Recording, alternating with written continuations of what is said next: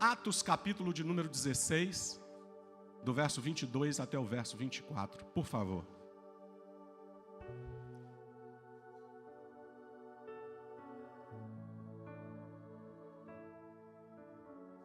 Vai aparecer aqui na tela também, Atos 16, do 22 até o 24.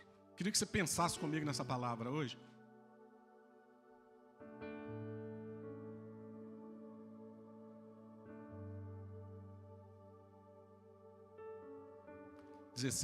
Atos dos Apóstolos, capítulo 16, do verso 22 até o 24. Antes, gente, deixa eu apresentar aqui, que foram recebidos, como pastores, porque o recebimento de pastores na nossa igreja é feito no Rio de Janeiro, na nossa igreja sede, na reunião. Óbvio que quem é recebido não precisa de ir lá, mas o nome tem que ir para ser recebido. Então, só para a igreja ter ciência, foram recebidos como pastores aqui, a pastora Edna, que é a esposa do pastor Júnior. Pode ficar de pé. Fica de pé, por favor. Pastor Ricardo e a pastora Marcela. Fica de pé também, que são pastores aqui. Só para vocês saberem, ok? Obrigado, que Deus use vocês aqui, tá? Estamos aí reconhecendo, então, eles. Olha só, preste atenção nessa palavra. E a multidão, isso aqui, está falando de Paulo e de Silas. Está falando de quem? 2 pregadores do Evangelho, que chegaram numa cidade para pregar. Eles pregaram na cidade. E a reação das pessoas foi essa que eu vou ler aqui para vocês. E a multidão se levantou unida contra eles.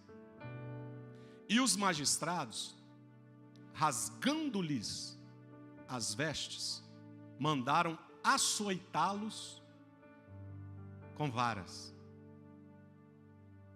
E havendo-lhes dado muitos açoites, os lançaram na prisão, mandando ao carcereiro que os guardasse com segurança. O qual, tendo recebido tal ordem, os lançou no cárcere interior e lhes segurou os pés no tronco. Queria que você olhasse com calma para esse texto, porque esse homem que está sendo mencionado aqui não é nada mais, nada menos do que o homem que escreveu metade do Novo Testamento. O Novo Testamento tem 27 livros. 13, pelo menos, quase metade, 13, são atribuídos a esse homem que está aqui nesse texto que você leu.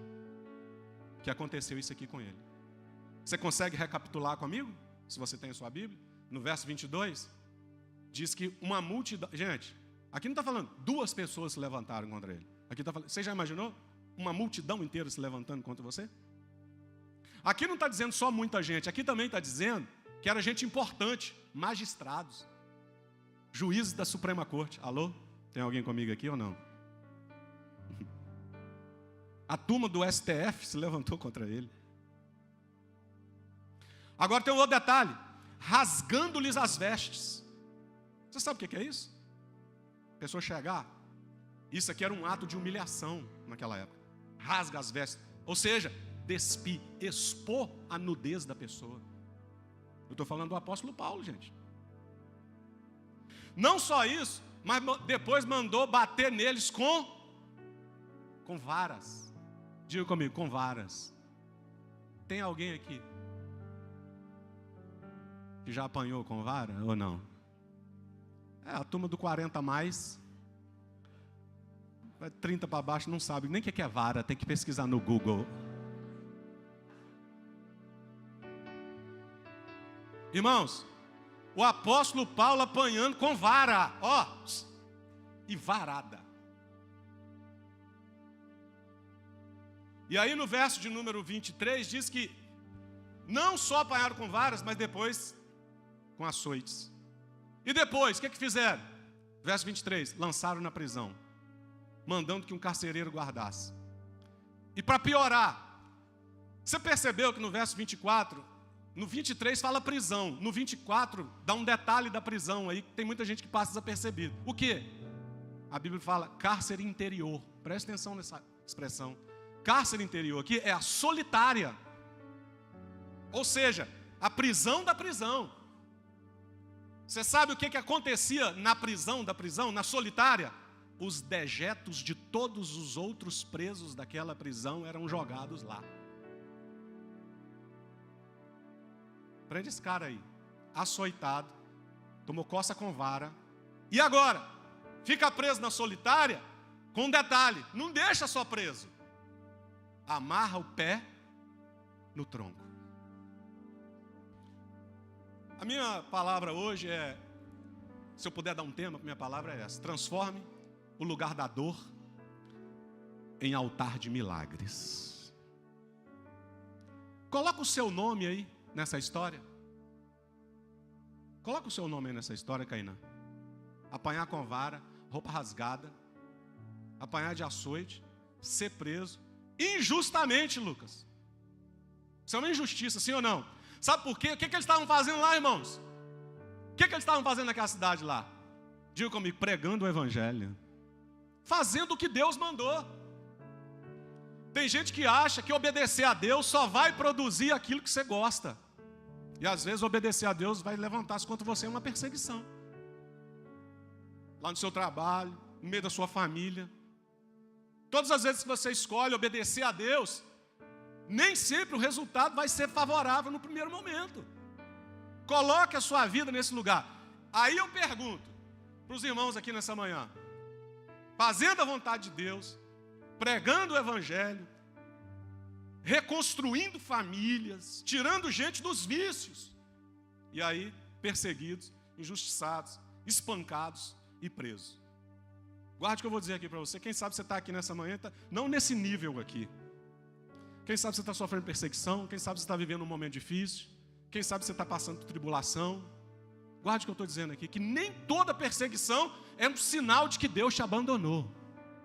Que às vezes a gente pensa, estou passando um momento difícil, é porque eu estou em desobediência. E às vezes não, você está obedecendo a Deus, e ainda assim, você está sendo injustiçado.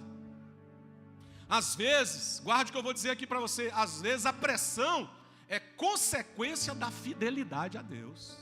Você vive uma pressão, vive um momento difícil, por quê? Porque você escolheu obedecer a Deus. Agora coloque-se dentro dessa história aqui, qual que seria a sua reação diante disso aqui? O que você faria?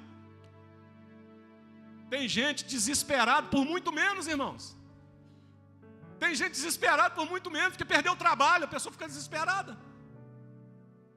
Tem gente desesperada porque tem uma pessoa falando mal. Paulo aqui era uma multidão e gente importante.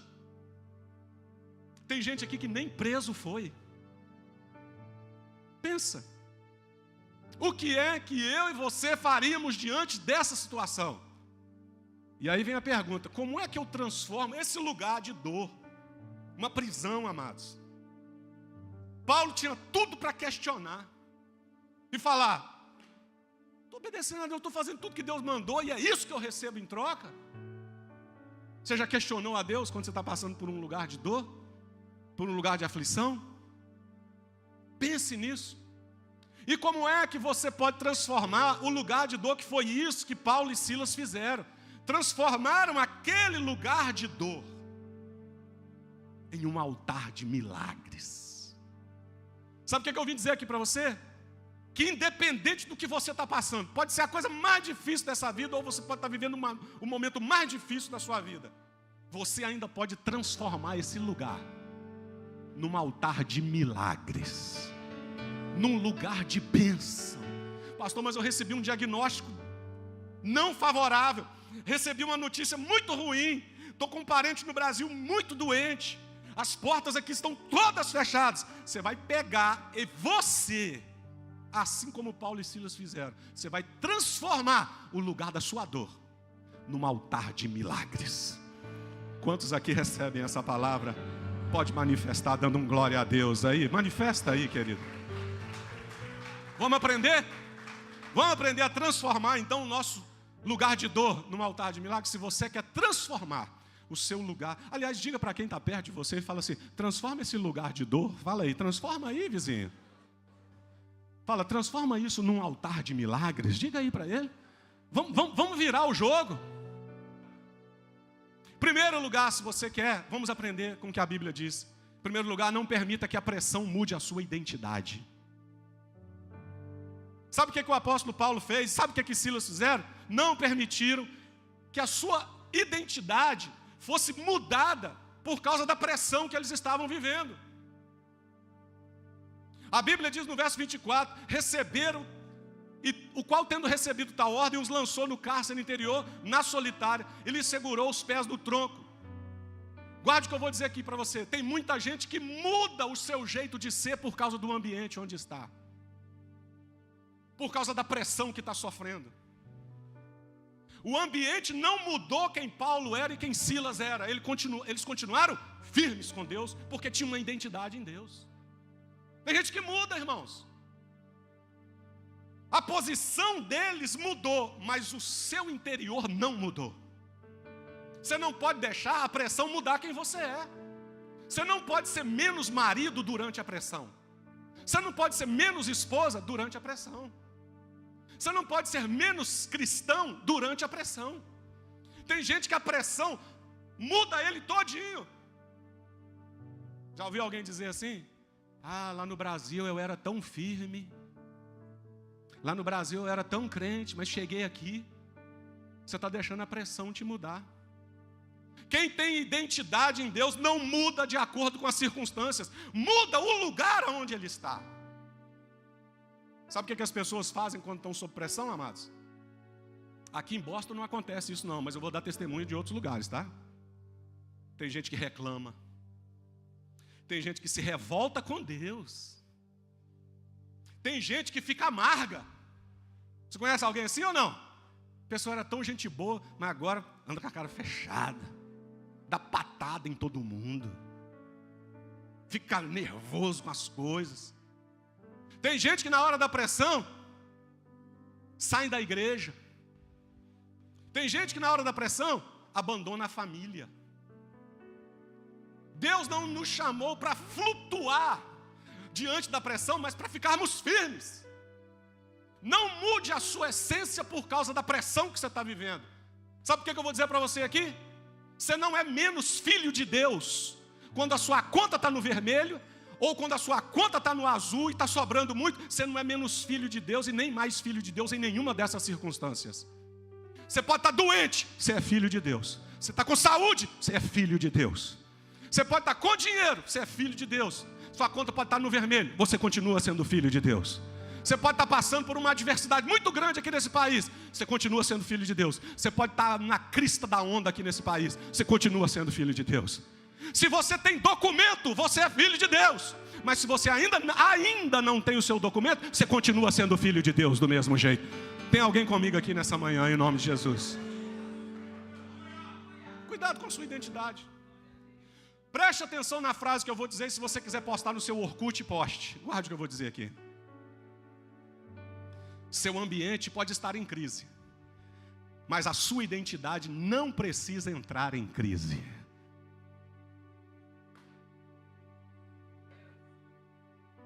Você pode dizer para alguém que está do seu lado, assim, o seu ambiente pode estar em crise, mas você não precisa entrar em crise. Irmãos, você deve conhecer alguém assim, pode ser até a pessoa que está do seu lado aí. O mar está pegando fogo, e ele está comendo peixe frito. A coisa está desmoronando, e a pessoa está serena e calma, porque sabe quem é em Deus. Tudo que os nossos lares, pastor Ricardo, precisa hoje, é de homens e mulheres assim. Que o pé pode estar amarrado no tronco, mas o coração está fincado em Deus. Há um homem e uma mulher dentro de uma casa que vai ter a serenidade, que vai ter o equilíbrio para olhar nos olhos do seu cônjuge e dizer assim, o que nós estamos vivendo é só um momento, daqui a pouco isso vai virar e nós vamos viver o que Deus tem para nós. Sabe por quê, amados? Paulo e Silas não permitiram que a prisão definisse de fato quem eles eram. Daniel disse em Daniel 6:22, o meu Deus enviou os seus anjos e me livrou da boca dos leões. Daniel não perdeu a sua identidade porque foi lançado na cova dos leões. Sadraque, Mesaque e Abidnego, seus amigos que foram lançados dentro da fornalha, antes de serem lançados, eles não ficaram desesperados. Vão lançar a gente dentro da fornalha, vão queimar a gente vivo. Nada disso. Virou para o imperador e disse assim: o Deus a quem servimos. Eu posso estar com uma sentença de um imperador, de um governador, de um presidente sobre a minha vida. Não muda quem eu sou com Deus. Tem alguém comigo aqui hoje ou não? Sua identidade não muda de acordo com decretos feitos contra você. E esses 3 moços disseram: nosso Deus a quem servimos, Ele pode nos livrar da fornalha. Nós estamos calmos e tranquilos. O próprio apóstolo Paulo disse em 2 Timóteo 1:12: eu sei em quem eu tenho crido. Eu queria que você saísse daqui hoje com uma certeza de que você continua sendo de Deus, independente se o seu ambiente à sua volta está turbulento, ele está tempestuoso e as coisas não estão indo do jeito que você acharia que deveriam ir. Está com o pé no tronco, mas está com o coração firmado em Deus. Tem alguém aqui que pode celebrar esse Deus aí? Ou tem alguém ou não? Eu vejo isso aqui na igreja, irmãos. Eu vejo isso aqui na igreja. Eu vi gente aqui passando pelo câncer e continua servindo ao Senhor. Se ela não te contasse, você nem ia saber. Tem gente aqui que sofreu um acidente que poderia ter morrido. Ouviu o testemunho do Jake, um pedacinho do testemunho do Jake, americano que congrega aqui com a gente. Depois você pede ele para contar o testemunho, para você ver ele aqui, bonitão do jeito que ele está aí. Sereno como ele está. Falei, bonitão, ele fez. Isso ele entende, né? You can understand this, right? Bonitão. Ele está com o tradutor. Mas escute, pede ele para contar o testemunho dele. Teve parte do seu crânio destruído num acidente. Está aqui, ó. Você está... Escute o que eu estou dizendo para você, querido. Você não sabe.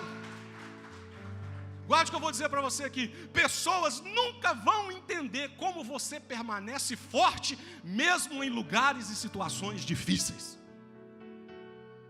Você olhou para essa pessoa que está perto de você e falou assim: oh meu Deus, queria tanto ter a vida dessa pessoa. Você não sabe. O que você está vendo é a serenidade, o equilíbrio, a identidade que a pessoa recebeu de Deus. E não sabe das lutas que está passando. Porque é possível. É possível sim, meus amados, manter a identidade mesmo que as situações em volta estejam turbulentas. Segunda coisa que eu aprendo aqui nesse texto: em vez de reclamar na hora da tribulação, adore a Deus. A Bíblia diz no versículo de número 25. Tem alguém comigo aqui nessa manhã ou não? Você está com sua Bíblia, grife isso. E eu queria que o pessoal da mídia, você consegue trocar essa tela para mim aqui, colocar o verso de número 25 de Atos 16? Joga aqui, que eu queria que quem está sem um exemplar físico da Bíblia aí, lesse esse texto. E depois pode voltar aos pontos.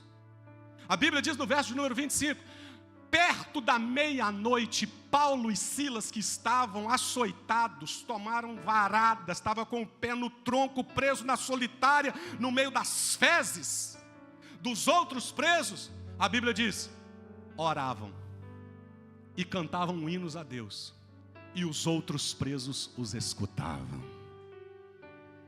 O que você faz no seu lugar difícil? Você reclama ou você adora? Eles não adoraram depois do milagre, eles adoraram antes do milagre. E a Bíblia dá o horário, e eu fiz questão de ler para você gravar isso. A Bíblia diz perto da meia-noite. Diga comigo, meia-noite. Mais uma vez, meia-noite. O horário mais difícil do dia. Você sabia que existe um misticismo por trás da meia-noite? É a meia-noite que eles dizem que as bruxas são soltas aqui em Salem. É a meia-noite, lá no Brasil acontece muito isso, que os despachos são colocados nas encruzilhadas ou nas cachoeiras. Meia-noite, na Disney, que você está doido para querer visitar lá, meia-noite é a hora que carruagem vira abóbora e princesa vira sapo. É a princesa ou o príncipe que vira sapo? É o príncipe. Mas é o príncipe que vira sapo, mas a princesa que é o sapo. Meia-noite, para o mundo, é uma hora de derrota, porque as danceterias, as boates e o alto nível de venda de drogas acontece meia-noite. Para o mundo, é um ciclo que se fecha e outro que se abre, um dia que se encerra e outro que começa. Meia-noite para o mundo é caos. Ninguém marca encontro meia-noite. Vamos dar uma saída? Que horas? Me encontra meia-noite. Já reparou isso? Por quê? Porque meia-noite é o símbolo. Existe um misticismo por trás, que meia-noite não é um bom horário. Mas a Bíblia diz que para Deus, meia-noite é hora de provocar milagres. Você não está comigo aqui hoje de manhã. É hora de milagres. E se você for na Bíblia, você vai descobrir um tanto de coisa que Deus fez meia-noite. O horário que está todo mundo com medo, Deus está trabalhando. A Bíblia diz em Êxodo capítulo 11 que a última praga que Deus enviou ao Egito, que é a morte dos primogênitos, aconteceu meia-noite. A Bíblia diz que depois da meia-noite o povo foi liberto. Então meia-noite para Deus é hora de libertação. Juízes capítulo 16, a partir do verso 3, diz que Sansão arrancou os portões da cidade de Gaza, destruiu os portões e saiu com os portões nas costas. Por quê? Porque para Deus, meia-noite é símbolo de que as resistências do mal caem por terra. A Bíblia diz que meia-noite, Rute se deitou aos pés de Boaz, e Boaz acordou e a tomou por sua esposa. Por quê? Porque Rute era uma viúva, desamparada, e que encontrou um casamento com um fazendeiro ricaço. Porque meia-noite para Deus é hora de realização de sonhos. E foi à meia-noite que Atos dos Apóstolos, capítulo de número 20, diz que Paulo estava pregando, pregou tanto, que pregou até meia-noite. Quando deu meia-noite, tinha um menino dormindo na janela, tomou um tombo e morreu. A Bíblia diz que Paulo orou pelo jovem e ele ressuscitou meia-noite. Porque para Deus, meia-noite não é a hora do caos, é a hora da ressurreição, é a hora do milagre. Eu não sei se você está pegando o que eu estou liberando aqui para a sua vida, meu amado. Olha o que eu estou dizendo para você, no meio do seu caos, não reclame, adore a Deus. Tem alguém aí que tem uma palavra de adoração, que pode levantar uma das mãos aí? Mas levante uma das mãos, dá alguns segundos para Deus aí, dizendo: Senhor, eu te adoro no meio da minha dor. Estou com o pé no tronco, mas a minha boca está livre para te glorificar, está livre para te adorar.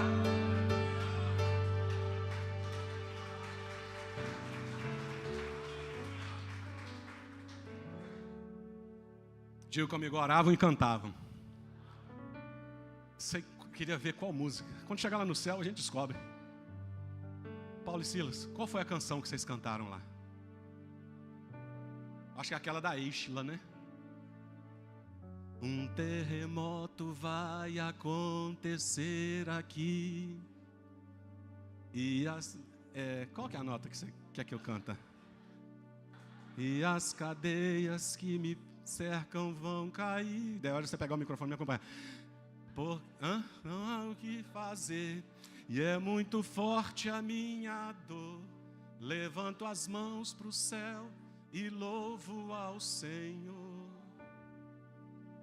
Meia-noite cantarei uma canção. Me ajuda aí, assembleano. Tão alto que os prisioneiros ouvirão. Estou me empolgando, hein?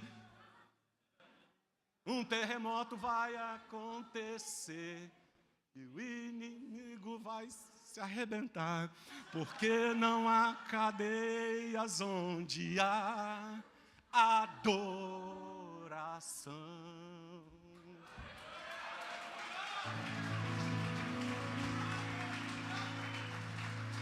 Com essa eu entro para o louvor. Escute o que eu estou dizendo. É isso que a Bíblia está dizendo, perto da meia-noite. Meia-noite, o lugar da tristeza, o lugar da dor pode se transformar num palco de milagres, meu amado.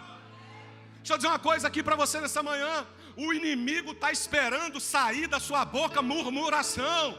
Só que ele não vai encontrar murmuração, ele vai encontrar adoração.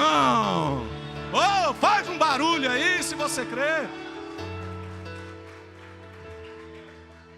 Você quer mudar esse ambiente? Muda um ambiente com gratidão. Irmão, você cantar com o pé amarrado. Cada calombo no corpo, aqueles calombos que você apanhou de vara, num lugar horrível.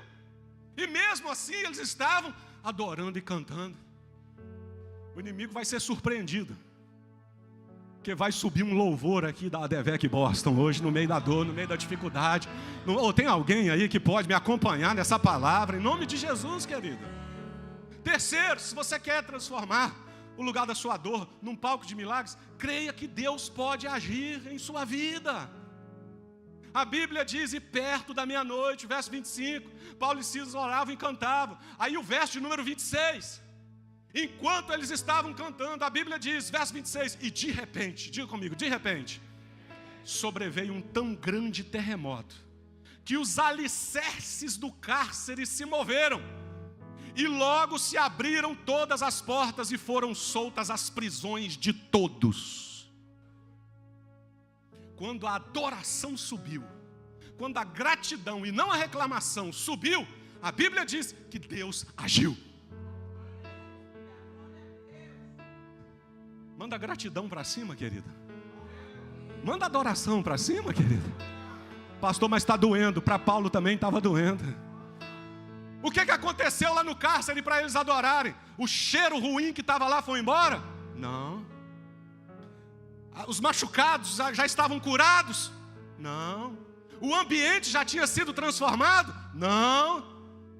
Você não precisa esperar as coisas à sua volta mudarem para você ser quem Deus te chamou para ser, para você agradecer a Deus. E a Bíblia diz que sabe o que eu acho interessante no texto? A Bíblia diz no verso número 26, está aí o verso 26, você consegue jogar para mim o verso 26, e de repente sobreveio, sabe o que eu acho interessante? Que não diz sobreveio um terremoto, diz sobreveio um tão grande terremoto.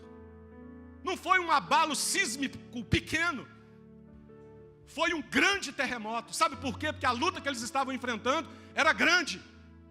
Se você leu comigo os textos, versos 22, 23, 24, você percebeu isso. Açoite, levante de gente importante, multidão, roupa rasgada. Então Deus mandou um terremoto maior do que a luta que eles estavam enfrentando. Deixa eu dizer para você aqui, a manifestação de Deus nunca será menor do que aquilo que o inimigo está tentando fazer contra a sua vida. Está vindo um troco de Deus para tudo aquilo que você está vivendo, toda a injustiça, todos os problemas, toda a luta. Deus vai mandar numa proporção tão grande também para a sua vida. E tem gente aqui que a tua luta, só um terremoto não resolve.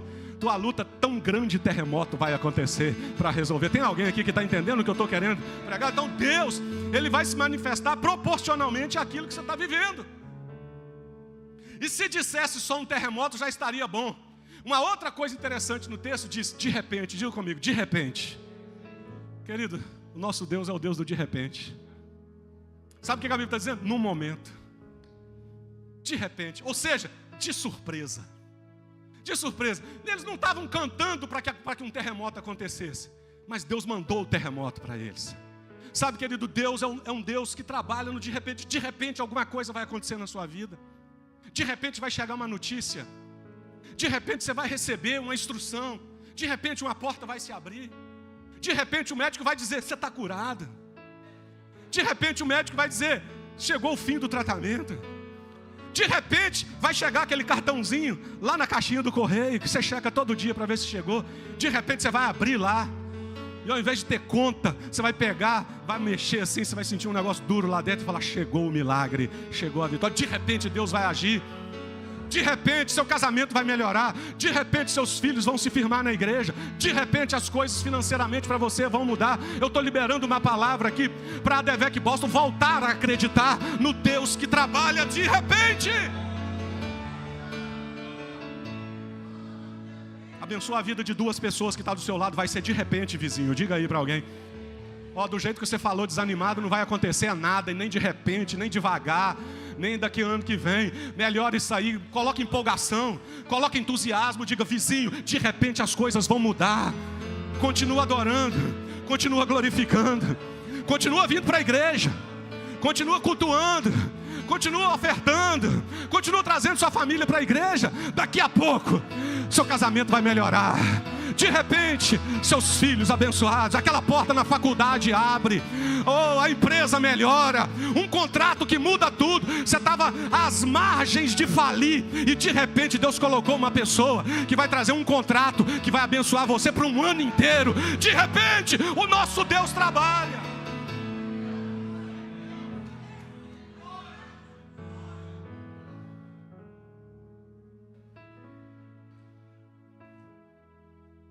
Eu fiquei 2 anos fazendo tratamento contra o câncer. Mas eu lembro, está aqui na minha frente. Minha esposa estava comigo. Está aqui na minha frente, ó. 2 anos. Pensa numa dor. Mas está aqui na minha frente o dia que eu sentei na frente da doutora Elaine Peluso, lá no Rio de Janeiro. E foi a oncologista que me acompanhou. 5 cirurgias. 21 quilos a menos.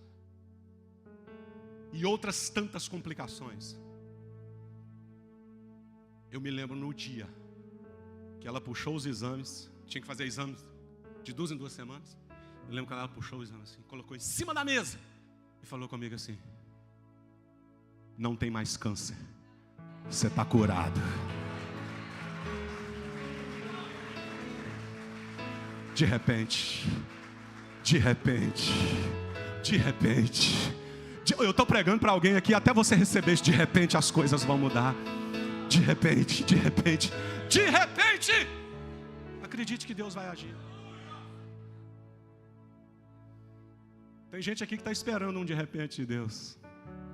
Na hora certa vai acontecer. Você veio aqui hoje para ouvir essa palavra. 4ª lição que eu aprendo aqui nesse texto. Já estou caminhando para encerrar. Sua postura em meio à pressão, entenda isso, ela vai impactar outras pessoas. A Bíblia diz no versículo 25 e no versículo 26, eu não sei se você prestou atenção. No verso de número 25 diz que quando eles cantavam, outros presos escutavam. O seu comportamento está impactando quem está à sua volta. Escute o que eu vou dizer para você. Se você sucumbir à pressão, você vai levar um monte de gente com você para baixo. Alô, tem alguém comigo aqui ou não? Estou falando que língua aqui? Escute. Se você sucumbir, você leva um monte de gente com você. Se você vencer, você também leva um monte de gente à vitória. Porque a Bíblia diz no verso 25 que os outros ouviram. Agora escute isso. Verso de número 26. Escute isso. A Bíblia diz que todas as portas se abriram e foram soltas as prisões. Olha, mas quem cantou não foi eles? O alvo do milagre não era eles? Quando Deus mandou o terremoto para soltar Paulo e Silas, todo mundo que estava à volta foi beneficiado e foi solto também. Ninguém é derrotado. Guarde a Devec. Tem alguém comigo aqui nessa manhã ou não? Ninguém é derrotado sozinho e ninguém vence sozinho. Se derrotado, leva um monte de gente. Se vence, sobe com um monte de gente. Presta atenção aqui, uma palavra para os pais, para as mães, chefes de família. Sua família vai ficar de pé enquanto você ficar de pé. Se você desistir, lembre-se disso. Você pode estar dizendo assim: pastor, meu casamento está muito difícil. Está difícil, mas está de pé. Não foi destruído porque tem alguém aí. Não me rendo. Satanás aqui não. Satanás aqui não. Meus filhos não. Meu esposo não. Minha esposa não. E você está numa luta. Mas escute o que eu estou dizendo para você. Quando a vitória chegar também, todo mundo vai ser beneficiado. Então guarde, porque a sua postura em meio à pressão vai impactar outras pessoas. Guarde o que eu vou dizer para você. Alguém sempre está observando como reagimos às nossas dores. Tem alguém olhando para você, querido. Sua família está observando você no meio desse momento que você está vivendo. O que é que você está fazendo? Não vou para a igreja? Aí todo mundo em casa. Não vou para a igreja? Os filhos ficam. Mas não ficam orando e lendo a Bíblia, fica na tela do celular. Ah, se você sucumbir, sua família vai junto. Se você se levantar, sua família se levanta. Seus filhos estão observando. Sua igreja está observando. As pessoas que estão feridas à sua volta vão ser impactadas pelo seu milagre e também serão curadas. A sua reação pode afastar pessoas ou revelar Cristo para as pessoas que estão à sua volta. As minhas atitudes podem aprisionar ou manter pessoas presas, ou podem libertar as pessoas que estão à minha volta. A atitude de Paulo não só provocou a sua libertação, mas a libertação de todo mundo que estava à volta dele. Eu quero dizer para você que está aqui, continue firme, porque tem muita gente sendo abençoado através do seu testemunho. Tem muita gente firme e acreditando. Oh, meus amados, quanta gente vem falar comigo: pastor, estou enfrentando um câncer, mas eu vi o seu testemunho. E eu também fiquei firme porque eu vi o testemunho de alguém. E é assim, amados, enquanto você está lutando, Deus está sustentando um monte de gente à sua volta. E se você recebe a palavra que eu estou dizendo, levante a sua mão aí que eu vou liberar uma palavra sobre a sua casa. No nome poderoso de Jesus, sua casa não vai ser destruída, seu casamento não vai ser destruído, seus filhos não serão destruídos, seus negócios não serão destruídos. Por quê? Porque você está lutando, está adorando e está crendo, e as cadeias vão cair por terra. Oh! Abençoa a vida de alguém que está do seu lado e fala: você não pode desistir. Diga aí para alguém. Se você desistir, eu também vou desanimar. Eu estou olhando é para você. Pode dizer para alguém: eu estou olhando é para você. Eu estou olhando para o seu testemunho. Eu estou olhando para o jeito que você anda. Eu estou olhando para o jeito que você adora. Eu estou olhando porque eu sei que você está passando por uma crise, mas eu te vejo todo domingo de manhã aqui na igreja. Eu estou olhando para você, como você luta, como você conduz a sua família. Você é um testemunho, é uma inspiração para mim. Quinto e penúltimo lugar, e nós já vamos orar. Se você quer transformar o seu lugar de dor num altar de milagres, você tem que saber que Deus tem sempre um plano maior no meio de tudo que você está passando. Você consegue colocar o verso 27 para mim? A Bíblia diz que quando o terremoto aconteceu, o carcereiro estava dormindo. Aí a Bíblia diz assim: e acordando o carcereiro, e vendo todas as portas da prisão estavam abertas, tirou a espada e quis matar. O camarada falou assim: se os presos todos fugirem, é melhor me matar, porque senão o governo vai mandar me matar. As portas todas abertas. Aí a Bíblia diz: cuidando que os presos já tinham fugido. Olha o verso de número 28.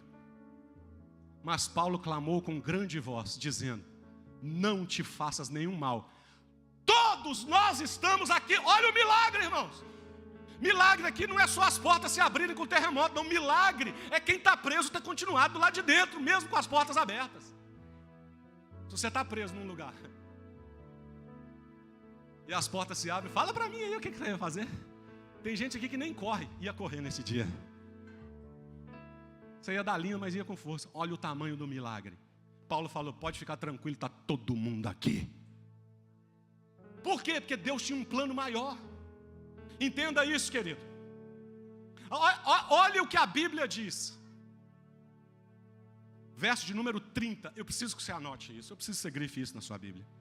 Verso de número 30, o carcereiro correu onde estava Paulo e Silas, e a Bíblia diz assim: e tirando-os para fora. Irmãos, a porta não estava aberta.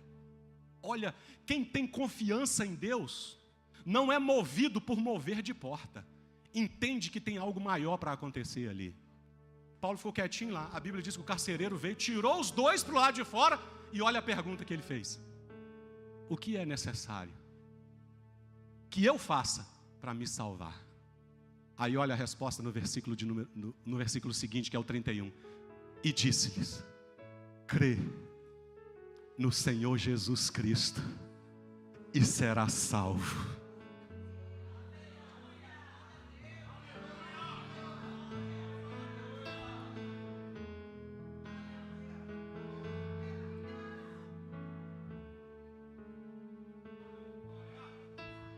Aprenda isso. No meio da sua dor, Deus tem sempre um propósito maior. Paulo não sabia que ele estava lá preso porque ele ia ganhar o carcereiro e a família dele toda. Eles poderiam ter fugido imediatamente, mas permaneceram, porque eles entenderam que nem toda porta aberta significa que nós devemos sair correndo. Alô? Quando você vê uma porta aberta, não significa que você tem que passar por ela e tem que sair correndo. Ore e pergunte, Senhor, é para eu sair? O Senhor já terminou o que o Senhor tinha que fazer na minha vida aqui? Pessoas que são abruptas, são intempestuosas, são ansiosas, qualquer coisa muda de lugar, muda daqui e sai dali, e vê, abriu uma porta, não, às vezes as portas abertas é um sinal de que você tem que ficar para entender o que Deus quer fazer na sua vida ali naquele lugar. Tinha algo maior acontecendo ali, e era o que, amados? A salvação daquele carcereiro e de toda a sua família. Eu quero dizer para você que tem um propósito para tudo que você está passando. Pode ser para você ganhar alguém e levar alguém para o Senhor, ou pode ser para você mesmo ter um encontro com o Senhor. Deus está te colocando perto de gente que de repente está doendo, está passando por um processo difícil, para Ele fazer alguma coisa na sua vida, para mudar a sua história, para mudar a história da sua família. E não foi só o carcereiro que foi alcançado, toda a sua casa foi alcançada.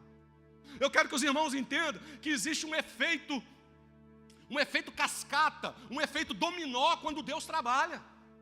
Deus nunca faz só por um, Deus está sempre vendo quem está à volta. Quando Deus operou na vida de Paulo e Silas, os presos foram beneficiados, o carcereiro foi beneficiado, a família do carcereiro que nem lá estava foi beneficiada também.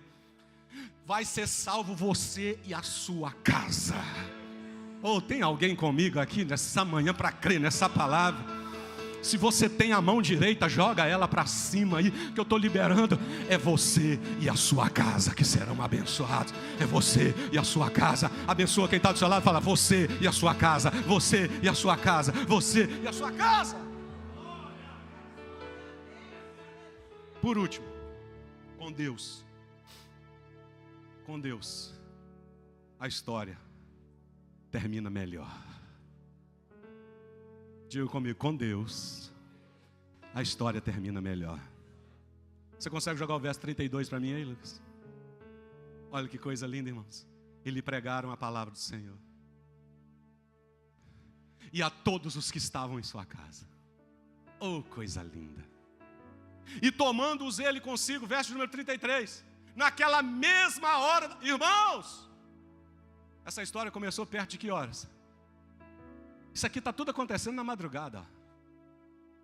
E tomando-os consigo naquela mesma, não vamos esperar até amanhã não, lavou-lhes os vergões. O carcereiro pegou o paninho umedecido e foi passar, foi limpar eles. Lavou-lhes os vergões. E logo, perto da meia-noite, teve batismo. Ele e todos os seus. Verso número 34, essa aqui é a parte linda, verso 34. E levando-os à sua casa. Irmãos, aqui nos Estados Unidos tem muitas essas séries de prisão. Vocês já assistiram ou não? Mostra os presos e tal, como que é o dia a dia. Alguém já assistiu ou não? Você já viu algum carcereiro ficar tratando bem, né? Ficar com... Né? Carcereiro geralmente é duro. Entra aí, mão para trás. O que será que esse carcereiro deve ter falado quando Paulo e Silas chegaram todo arrebentados lá e recebeu a ordem? Guarda esses dois aí e amarra no tronco. É isso que vocês merecem. Aqui é o lugar de vocês, malfeitores. Agora mudou. O cara foi salvo. E quem xingou antes teve que abençoar depois. E levando-os para a sua casa, lhes pôs a mesa. Falou para a esposa dele, todo mundo batizado: arruma a mesa aí. Prepara um frango com quiabo e angu, que é um banquete de honra. Que você quer honrar um homem de Deus, é um frango com quiabo. Põe a mesa. Tira aí aquelas louças que você só usa para visita. Arruma a mesa. Arrumou a mesa todinha. E a Bíblia diz: e alegrou-se de que com toda a sua casa havia crido em Deus.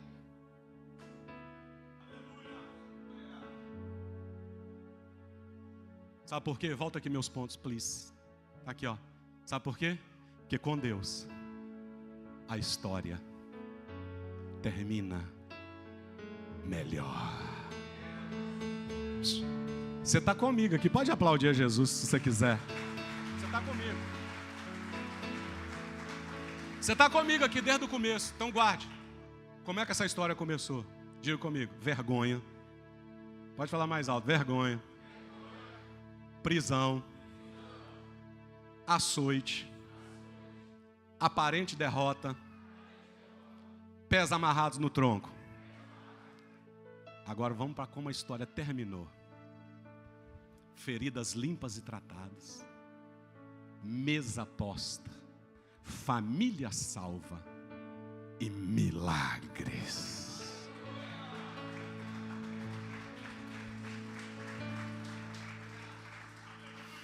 Diga para alguém que está perto de você e fala assim: a sua história vai terminar assim também. Pode falar para alguém aí. Oh, bendito seja o nome de Jesus. Você acredita nisso ou não? Você pode fazer um barulho de vitória aí se você acredita nisso, querido. Fica de pé no seu lugar em nome de Jesus, que eu quero orar junto com você nessa manhã.